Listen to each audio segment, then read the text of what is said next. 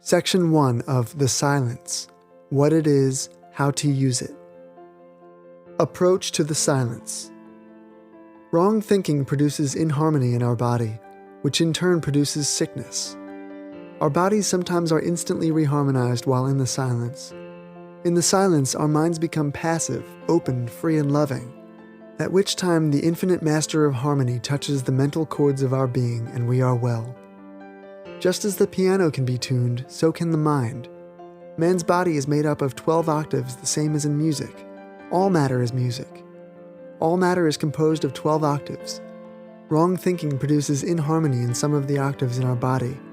Right thinking tunes these organs, puts them back into their normal condition.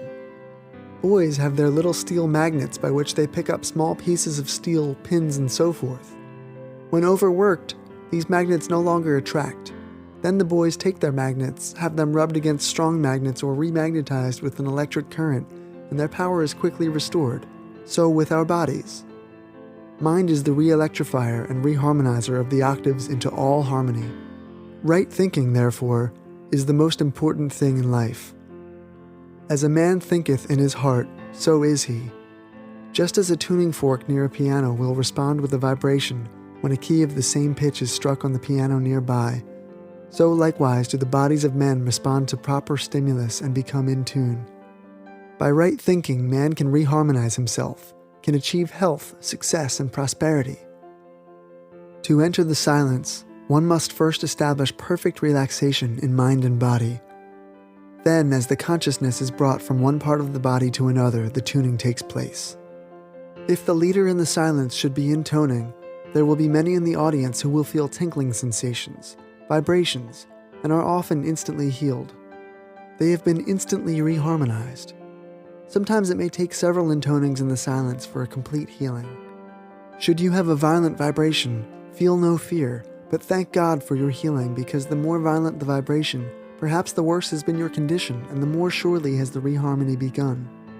Some people will feel this vibration for hours, even days, throughout which there is always healing.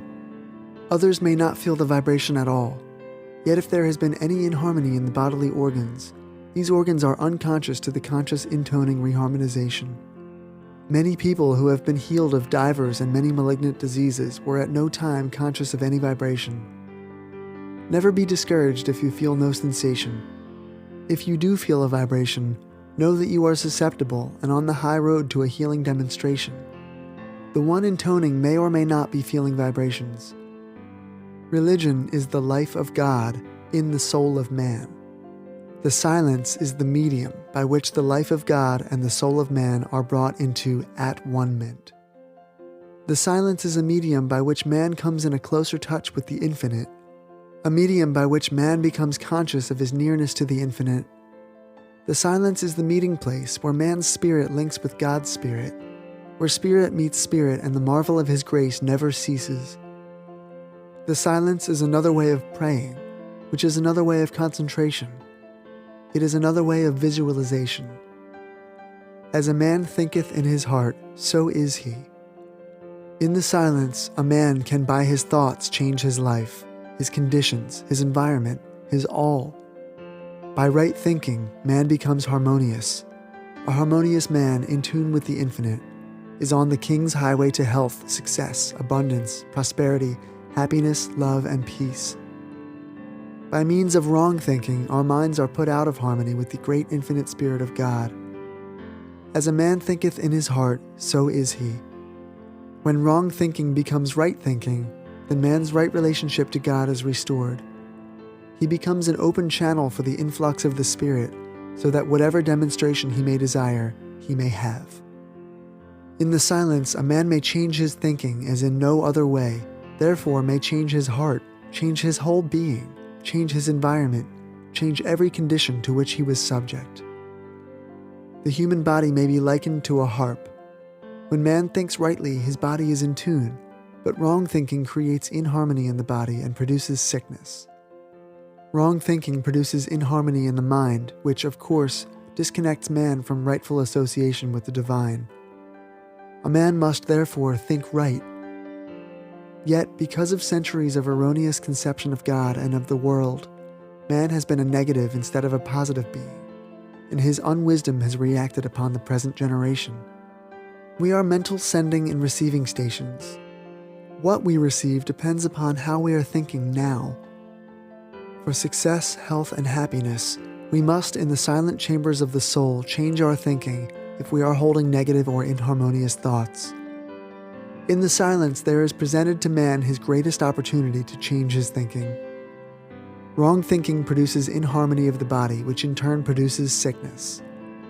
If we change to right thinking, we have health, success, and happiness. Therefore, the silence, when properly used, re-harmonizes our bodies and minds through the simple agency of right thinking. There are steps of approach to the silence. Stillness is one thing, and the silence is another. One may quiet himself physically and not be still, and he may be still without entering the silence.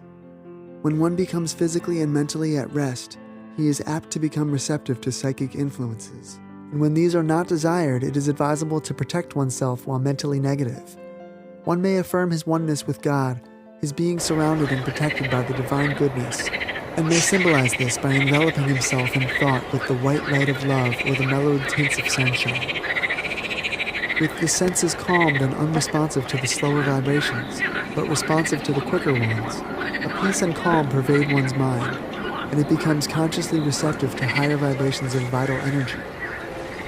Immune from the lesser harmonies, one opens himself to the greater ones, which are always seeking avenues of expression. With the greater influx of the one life, a sense of power steals over one and he becomes conscious of increased vigor and vitality. In relinquishing specific thoughts, one opens inwardly rather than outwardly, and becomes receptive to subconscious impressions that are directed by his conscious affirmation of fundamental truth. The subconscious responds by returning to the conscious the logical sequences of the truths that have been consciously impressed upon it. The subconscious follows the lead given to it by the conscious affirmations of truth, and it brings back the consciousness of those truths in their various ramifications. End of section 1.